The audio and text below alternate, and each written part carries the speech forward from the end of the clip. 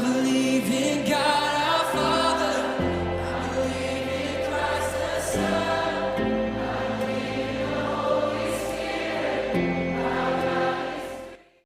Pengertian dosa di Taman Eden itu ringan sekali. Dosa ialah usaha manusia untuk melangkah melewati batas.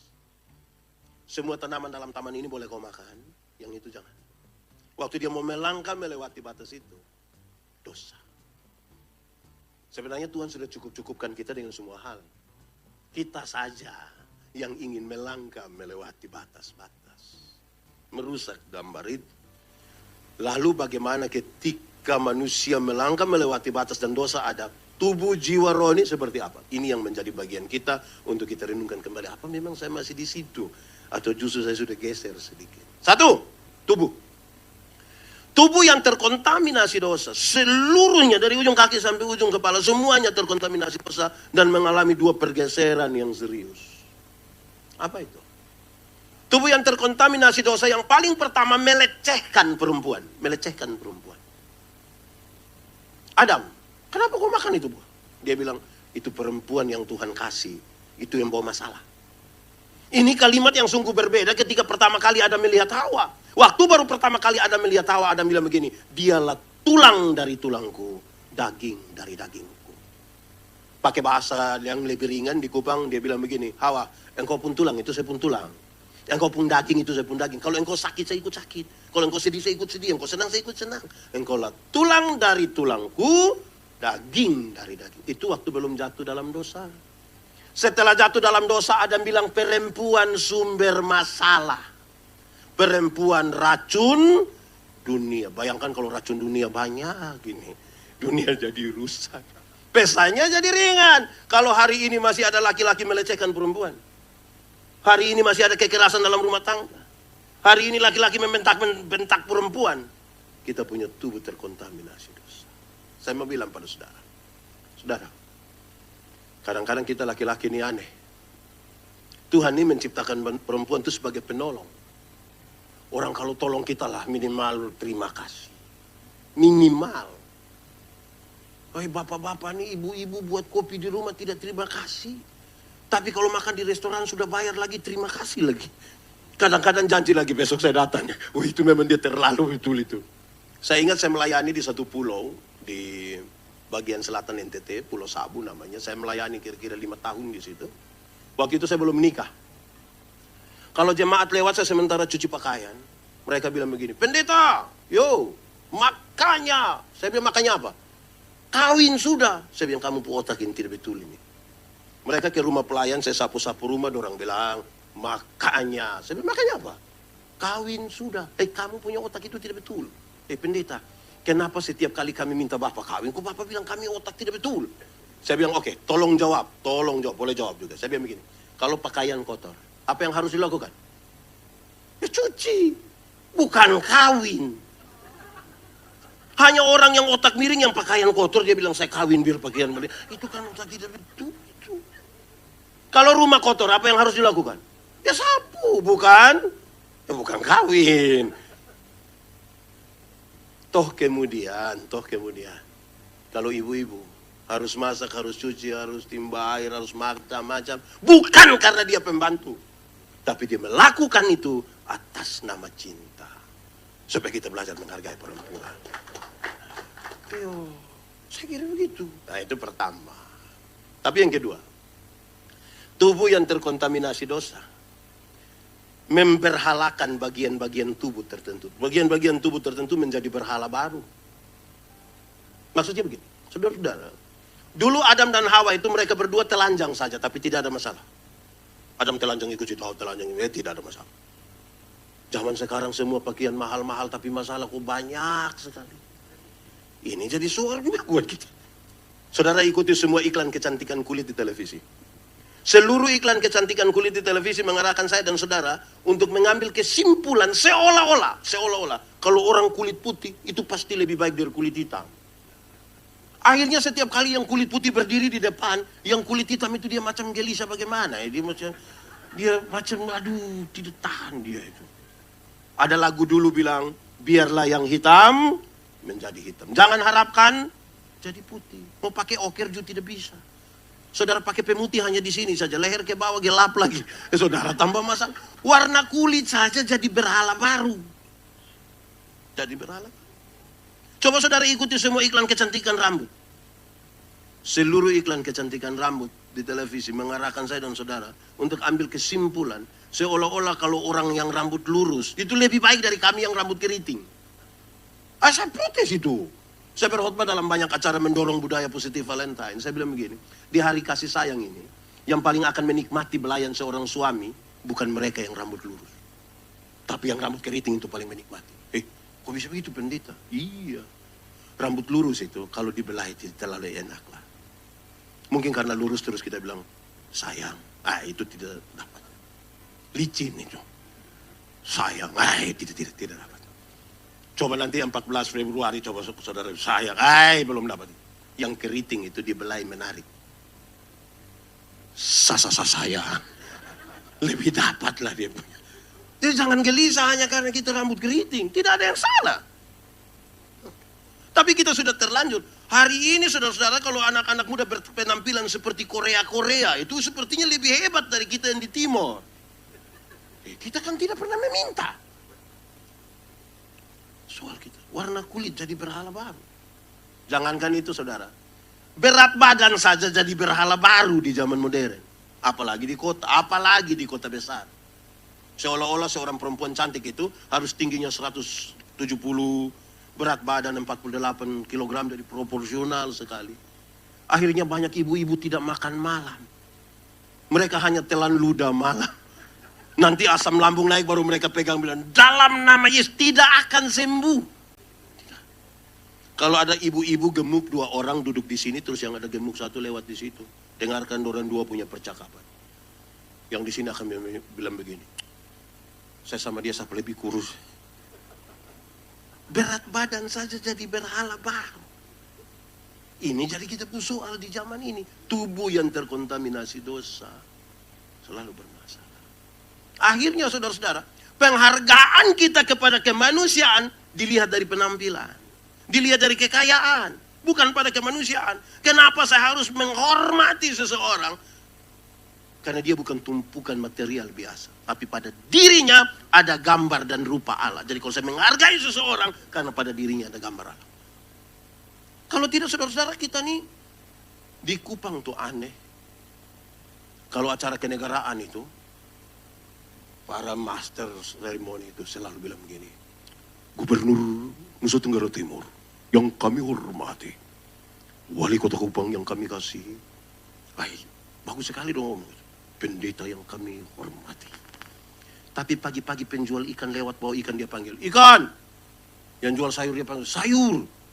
Itu orang ada nama lah, jangan panggil dia sayur. Lama-lama dia jual tomat, kita panggil dia tomat lagi, kacang lagi. Kan kasihan dia itu. Belajarlah menghargai manusia karena dia manusia. Bukan karena dia tumpukan material biasa. Saudara mungkin kaya, saudara mungkin lebih. Tapi belum tentu saudara itu kemudian lebih hebat dari orang. Saudara, ada satu waktu Tuhan Yesus ajar orang tentang sebuah kesenjangan sosial. Yang dengan kalimat-kalimat yang sedikit bermasalah. Tuhan Yesus bilang begini. Kalau ada orang menampar pipimu yang kanan, berikan juga pipimu yang... Saya mau tanya, saudara di sini ada yang bisa begitu? Saya taruh dia di sini, terus Pak Pendeta minta maaf, tolong di sini lagi biar ada di sini yang bisa. Wih, saya berat, apalagi kami Timur yang tidak bisa begitu. Saudara, apa sih yang Tuhan Yesus maksudkan? Kalau ada orang menampar pipimu yang kanan, dia akan lakukan dengan 2 cara. Pertama, dia akan pakai tangan kiri. Tradisi Yahudi mengatakan, tangan kiri hanya boleh dipergunakan untuk pegang barang yang haram. Atau yang kedua, dia akan menggunakan punggung tangan kanan. Tradisi mengatakan, punggung tangan kanan hanya boleh dipergunakan oleh para tuan untuk menampar budak-budaknya. Sekarang Tuhan Yesus ajar, kalau ada orang menampar pipimu yang satu menganggap engkau haram atau budak, berikanlah pipimu yang lain. Supaya dia mau mengangkat tangannya, dan di situ dia tahu di hadapan Tuhan kita ini sama. Status sosial kita mungkin berbeda, tapi kita sama. Saya kira itu jadi serius bagi kita. Dan itu tantangan zaman ini. Kita nih dari satu gereja mau ke gereja yang lain saja sulit sekali. Saudara-saudara kita di sebelah, kalau mereka lihat ada tempat ibadah di situ, mereka masuk saja, tidak ada soal. Coba orang-orang Kristen di bawah naungan gereja yang sama, Mau pergi ke situ saja perasaan. Susah, rasa tidak ada tempat, ditolak dan segala. Ini jadi soal bagi kita, termasuk kita dalam gereja yang tiap hari menyembah Tuhan. Penerimaan kita pada kemanusiaan bermasalah. Di rumah pun bermasalah. Saya tanya banyak orang tua, Papa, anak-anak berapa? Puji Tuhan Pak Pendeta, anak ada 4 Pak Pendeta. Wih, luar biasa. Terus mereka kerja di mana? Pak Pendeta, puji Tuhan anak 4 Pak, yang sudah jadi manusia 3 Pak. Anaknya 4 orang, yang sudah jadi manusia 3. Saya tidak tahu yang satu tuh batu kah, kayu kah, air kah. Kenapa kita sebut dia manusia? Kan dia sudah ada pendapatan. Sudah hidup baik, kita sebut manusia. Kalau dia tamat SMA belum ada kerja, sayang, dia bukan manusia. Dia apa, kita juga pusing itu. Saudara, itu pergumulan kita. Satu. Kedua, jiwa yang terkontaminasi dosa. Jiwa yang terkontaminasi dosa, perjumpaan akal dan perasaan sudah tidak lagi berimbang. Puncak dari jiwa yang terkontaminasi dosa ialah Kain tega sekali membunuh adiknya Habel. Tidak berjumpa lagi. Bahkan saudara kandung pun dia tidak pandang. Kenapa ketika Natal? Nyanyian para malaikat itu pertama-tama harus dinyanyikan di padang belantara. Ini kisah tidak boleh dilepaskan dengan kisah dalam Kejadian pasal 4, kisah tentang Kain dan Habel. Di padang itu, tempat di mana kakak beradik harus berbagi kasih. Padang itu di mana kakak adik mesti baku sayang. Di padang itu di mana kakak adik ini harus menikmati indahnya alam semesta yang Tuhan berikan bagi mereka. Justru di padang itu Kain tega sekali membunuh adiknya Habel. Karena perjumpaan akal dan perasaan sudah tidak lagi berimbang. Makanya nyanyian perdamaian dari sorga pertama-tama mesti dinyanyikan pada relasi kita yang penuh dengan kepalsuan. Suami istri, kakak beradik. Sekarang ini gara-gara harta, gara-gara apa dia? Orang tidak peduli itu istri kah, itu suami kah, itu anak kah, itu kakak kah, itu adik kah. Karena apa? Ini dosa. Orang yang jiwanya bermasalah itu sedikit-sedikit tersinggung. Sedikit-sedikit tersinggung. Sedikit-sedikit tersinggung. Tersinggung kok sedikit-sedikit. Mestinya langsung besar. Nah, itu jadi soal. Kadang-kadang kami di NTT itu agak lain. Bukan sekedar tersinggung, orang baru lihat dia begini. Kau lihat-lihat apa? Itu jadi masalah. Saudara, orang yang punya kedewasaan. Saya berkhotbah di banyak gereja soal hari ulang tahun gereja. Saya bilang begini, kedewasaan itu ada 3. Satu, dewasa biologis. Dewasa biologis itu yang tadi. Dulunya kecil, sekarang besar. Tapi yang kedua, dewasa psikologi. Dewasa psikologi tidak tergantung umur dan berat badan. Umur 40 tahun, tapi kalau Tuhan tersinggung. Lama-lama kalau dia tersinggung, orang biasa bilang begini. Otak tidak betul itu. Badannya besar, tapi kecil. Yang ketiga, dewasa iman. Orang dewasa iman itu kira-kira begini. Ada meja berat kira-kira 10 kilogram. Ada anak umur 3 tahun. Anak umur 3 tahun bisa pikul meja yang 10 kilogram? Tidak bisa. 17 tahun kemudian dia umur 20 tahun. Dia bisa pikul meja yang 10 kilogram? Bisa. Yang berubah anak atau meja? Anak. Itu dewasa. Orang dewasa iman tidak akan pernah meminta supaya beban menjadi ringan. Dia akan berdoa meminta bahu yang semakin kuat. Dan dia tahu kalau Tuhan izinkan ada masalah. Tuhan tahu dia punya kekuatan. Saudara, saya mau bilang pada saudara kira-kira begini. Saudara ada masalah? Tidak usah omong. Kan saya lihat ini muka masalah semua.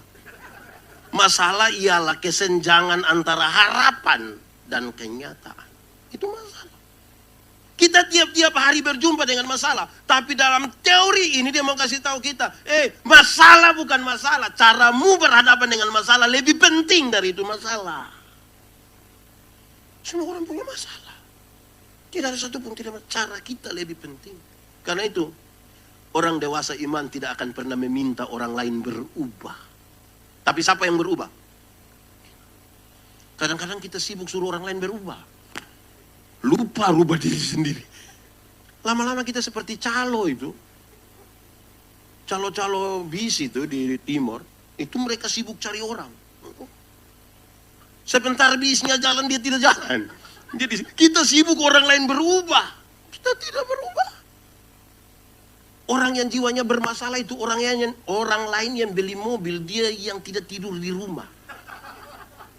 Dia suruh, kamu cek dulu, cek apa? Tidak tahu dia kredit KKS kah? Itu orang punya urusan. Orang punya urusan.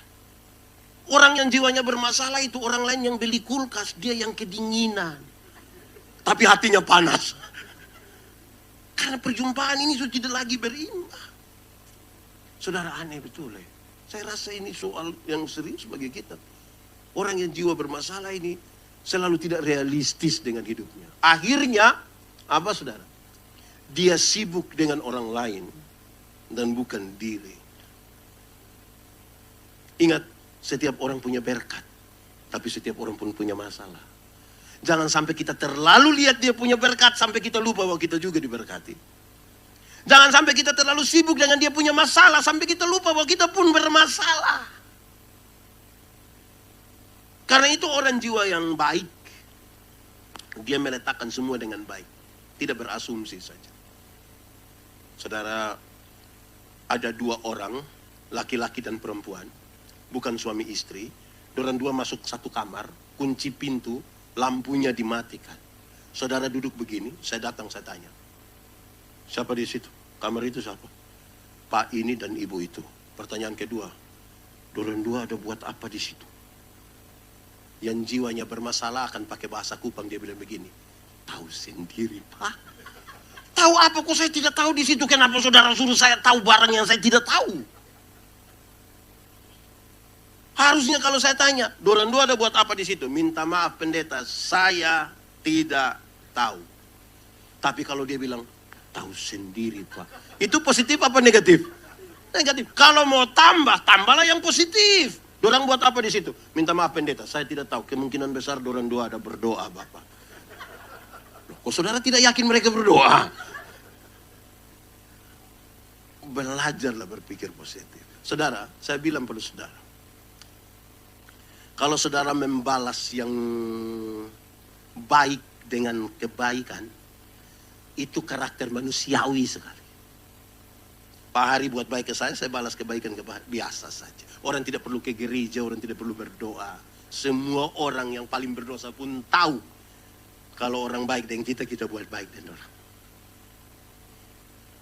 Kalau engkau membalas kejahatan dengan kejahatan, itu karakter iblis. Tapi kalau engkau membalas kejahatan dengan kebaikan, disitulah ada karakter ilahi buat kita. Gambar kita ada di situ. Ini serius antara dua hal ini. Nanti sebentar di ibadah kedua saya akan bicara soal rumah tangga. Salah satunya soal itu. Dan ini serius bagi kita. Ada satu kata dalam bahasa Indonesia, dia hanya satu kata, tapi kalau kita ucapkan secara berbeda, apalagi kalau kami di Kupang, mengucapkannya berbeda, artinya bisa berbeda. Kata itu ialah kata cocok. Coba saya ucapkan dengan cara ucap yang berbeda dan saudara tangkap artinya. Kalau saya bilang begini, cocok, saudara tangkap artinya? Pas, klop itu, serasi, bagus itu, mantap. Kalau saya bilang apa? Cocok. Tapi kalau kita di Kupang ada yang bilang begini, cocok. Bisa tangkap artinya? Istri tukang tipu, suami tukang tipu, anak-anak tukang tipu, yang dengar bilang apa? Cocok. Suami tukang maki, istri tukang maki, anak-anak tukang maki, yang dengar bilang apa? Cocok. Dorang datang 2-3 orang di gereja, menghindar sedikit, bicara soal jemaat yang lain, yang lihat bilang apa? Cocok. Tidak bisa tangkap ya artinya. Ketiga, cocok itu paling bagus diucapkan kami orang Timur ini. Ada satu suku di NTT namanya Alor. Dia kalau ucap cocok itu bagus sekali. Kaki satu agak di depan, dia sedikit tunduk, mata dikasih begini, sedikit sini, terus dia bilang begini. Cocok. Cocok. Itu dia ada tanya itu, cocok ke tidak? Nah itu menyangkut kita sudah. Jangan sampai kita lakukan sesuatu, tapi kita tidak tahu itu pas atau tidak. Cocok. Karena itu saudara-saudara saya bilang di mana-mana. Orang tanya saya, pendeta, khotbah yang baik itu yang bagaimana? Saya bilang, kau maksud? Khotbah yang baik itu tulis atau tidak tulis? Berapi-api atau berair-air? Sebenarnya tidak. Khotbah yang baik itu bukan soal tulis atau tidak tulis. Bukan soal berapi-api atau berair-air. Khotbah yang baik ialah bicara apa, lakukan apa. Cukup. Jangan omong lain, bikin lain. Ada yang lebih parah. Bukan sekedar omong lain, bikin lain. Ada yang pikir lain, omongnya lain, lakukan lain. Hasilnya kelainan. Jadi kalau saudara ketemu orang kelainan kan tidak sinkron semua. Mulai dari mulutnya berkata lain, sikapnya lain, pikirannya lain. Saudara lihat terganggu sekali ya ketika antara akal dan perasaan sudah tidak lagi berimbang. Ketiga, roh. Roh yang terkontaminasi dosa itu, saudara, membuat terputusnya hubungan antara manusia dengan Tuhan Allah. Tuhan Allah tanya, Adam, kamu di mana?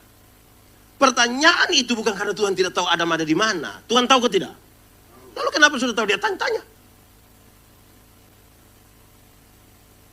Kamu di mana? Itu kalau sekarang pasti Adam bilang, kamu nanya. Ah, itu Adam cari hal itu, dia cari hal itu. Kamu di mana? Kami di sini Tuhan. Kamu buat apa di situ? Ini bukan sekedar sebuah pertanggungjawaban, saudara. Tapi dia mengirim pesan, Adam, kenapa kamu putuskan hubungan dengan saya? Kenapa? Tuhan, kami di sini. Kamu buat apa di situ? Kami telanjang Tuhan. Kami sembunyi. Kenapa kami sembunyi? Kami telanjang Tuhan. Kenapa kamu telanjang? Kami makan ini buah. Siapa suruh kamu makan? Dorang baku tuduh baku. Tuhan, kamu sini. Waktu Tuhan panggil datang, Tuhan bilang apa? Ini pakaian. Kalau Tuhan yang buat pakaian, bagus ke tidak? Pasti bagus.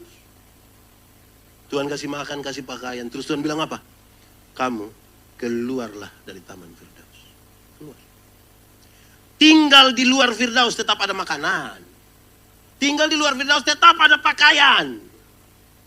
Tapi saudara tahu, tinggal di luar Firdaus berarti mereka tinggal di luar dari inti kehidupan. Karena itu inti kehidupan bukan pada pakaian, bukan pada makanan. Penjahat itu mengatakan, Yesus, ingat aku kalau engkau datang sebagai raja. Tuhan Yesus bilang apa? Hari ini juga aku membawa kamu masuk kembali ke dalam Firdaus. Hari ini juga aku membawa kamu masuk ke dalam inti kehidupan. Untuk apa badan bagus-bagus, bagian ketat-ketat, hidup kaya raya, mati masuk neraka? Kurus-kurus, susah-susah, mati masuk surga. Mana yang baik? Dua-dua tidak baik. Yang baik itu badan bagus-bagus, bagian ketat-ketat, hidup kaya raya, mati masuk surga. Soal kita adalah Tuhan baru kasih sedikit kepercayaan jadi lupa Tuhan. Dulu belum ada usaha berdoa keliling semua gereja dan persekutuan doa. Nanti Tuhan izinkan dia mulai ada usaha bagus, tidak lagi gereja. Pak, Ibu, kenapa tidak lagi gereja? Tuhan sudah kasih begini, kita tidak urus lagi, Tuhan marah lagi. Tidak gereja. Baru kasih sedikit. Kemarin saya di mana ya, saya lupa. Saya ditanya begini, Pak Pendeta, kenapa ada orang sombong? Saya bilang kalau begitu saya jawab pakai ilustrasi saja. Orang sombong itu, karena dia selalu melihat begini. Apa maksudnya? Kalau orang melihat begini, dia tidak akan menyombongkan dirinya. Setiap kali dia melihat kepada Tuhan, dia akan bilang begini, siapakah aku ini Tuhan? Kita bukan siapa-siapa kalau kita lihatnya begini. Tapi kalau kita lihat begini, mulai membandingkan. Dia kurang kaya, mobilnya hanya 2. Saya punya. Itu jadi soal. Kemarin kami bercerita, saya bilang begini, kadang-kadang ketika Tuhan izinkan kita sesuatu, kita jadi lupa Tuhan. Saya ketemu seorang ibu yang saya merasa dia agak aneh, tapi ya namanya depu hidup, saya tidak bisa intervensi banyak, depu hidup. Dia bilang begini, Pak Pendeta, saya bisa beli apa saja secara rela untuk saya, sama dengan relanya saya memberikannya kepada Tuhan. Contoh, dia beli cincin seharga 20 juta, dia harus memberi 20 juta sebagai persembahan. Kalau tidak, waktu tangannya memberi persembahan, cincinnya 20 juta, jatuhnya 10.000 ke tangguk persembahan. Bagi dia tidak adil. Bagi dia ini bukan sebentar saudara bikin begitu juga, tidak usah. Tapi kira-kira dia pun pernyataan begitu. Serela-relanya sesuatu yang dia mau dapat, dia harus rela juga memberikannya bagi Tuhan. Nah ini repot. Saya rasa saya juga berat itu. Saya juga berat itu. Tapi itu yang dia lakukan. Kadang-kadang saudara-saudara, ada orang yang dia hanya mau gaya-gaya saja. Pakai jam itu kita tanya, bukan tanya jam berapa, tapi jam apa. Ini dia mau pakai apa? Jadi pakai jam itu tidak peduli dia waktu. Yang penting melek. Jadi bukan jam berapa, tapi jam apa. Nah itu jadi masalah. Saudara, kalau begitu, soal kita adalah, kalau cari Tuhan, jangan cari sekedar untuk sembuh saja. Tuhan datang ke dunia bisa bikin orang sakit jadi sembuh, bisa atau tidak? Tapi bukan itu tujuannya. Ada banyak orang yang tidak kenal Tuhan malah lebih sehat dari kita. Minuman keras di NTT, kalau di Manado itu cap tikus, di NTT namanya Sopi. Dorang minum 3 hari, istirahat sedikit, pagi lanjut, tidak sakit. Kita yang mengaku kenal Tuhan duduk di bawah AC pulang pilek. Lalu kalau kita cari Tuhan hanya sekedar sembuh, apa bedanya kita? Jangan cari Tuhan hanya sekedar untuk kaya saja. Tuhan bisa buat orang miskin jadi kaya, tapi bukan itu tujuannya. Ada banyak orang yang tidak kenal Tuhan malah lebih kaya dari kita. Itu koruptor, itu kaya-kaya semua. Rumahnya 2, 3, 4, 5, sampai tidak suka tinggal di rumahnya, dia tinggal di penjara. Tapi dia kaya. Kita yang mengaku kenal Tuhan itu sedikit-sedikit garam habislah. Sedikit-sedikit pulsa habis, mau pakai beli pakaian saja pakai tanya bisa bayar 6 kali kah? Lalu Tuhan datang ke dunia untuk apa, saudara? Itu pertanyaan seriusnya. Tuhan datang ke dunia untuk apa? Saudara lihat. Tubuh, jiwa, roh yang sudah terkontaminasi dosa ini, sudah rusak karena dosa, tidak bisa ditebus dengan ayam. Karena tadi, ayam diberi berapa kehidupan? 1. Bagaimana ayam yang 1 kehidupan menebus kita yang punya 3 kehidupan? Harus ada seorang manusia yang punya tubuh, jiwa, roh, tapi dia tidak berdosa, dia yang menanggung semua itu. Adakah di antara kita? Tidak ada. Turunlah dia di dalam Yesus Kristus. Punya tubuh, punya jiwa, punya roh. Berdosa ke tidak? Karena itu kejahatan dosa kita ditimpakan kepadanya. Bebaslah kita. Pemulihan gambar Allah itu terjadi. Mestinya setan takut kita. Bukan kita takut. Ada orang. Saya mau tanya saudara. Saya ini lahir besar di Timur. Kalau saya cerita tentang Timur, saudara percaya atau tidak? Kalau saya lahir besar di Timur, saya lebih banyak cerita tentang Jakarta. Saudara percaya atau tidak? Ya apa maksudnya? Saya mau bilang pada saudara begini.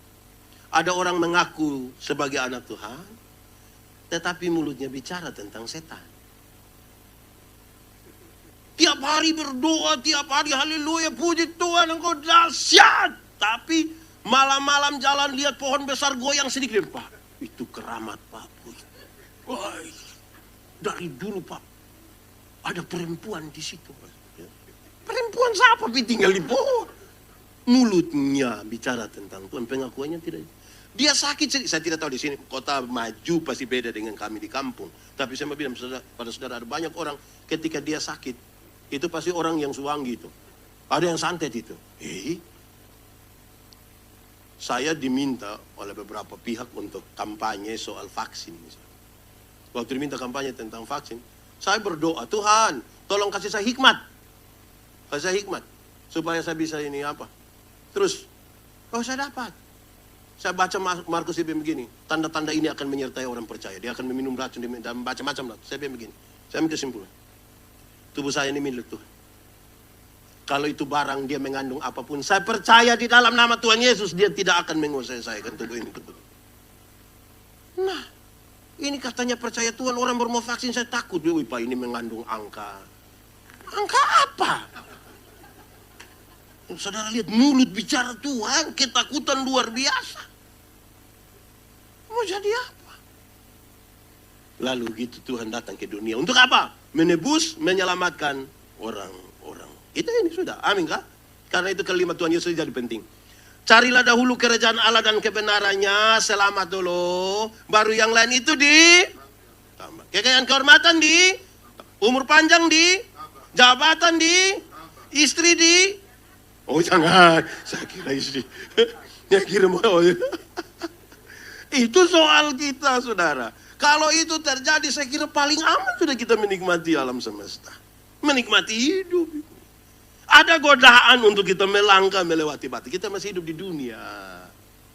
Ada godaan untuk kita melewati batas. Itu selalu ada. Karena itu jangan kita yang pegang Tuhan lah. Semakin keras kita pegang Tuhan, makin gampang kita lepaskan. Biarkan Tuhan yang pegang kita. Supaya ada waktu ketika tangan-tangan kita letih lesu dan tidak berdaya. Sepertinya mau terlepas. Tuhan bilang jangan. Tidak ada seorang pun yang akan merebut engkau dari tangan. Mari kita tunduk kepala di hadapan Tuhan. I believe in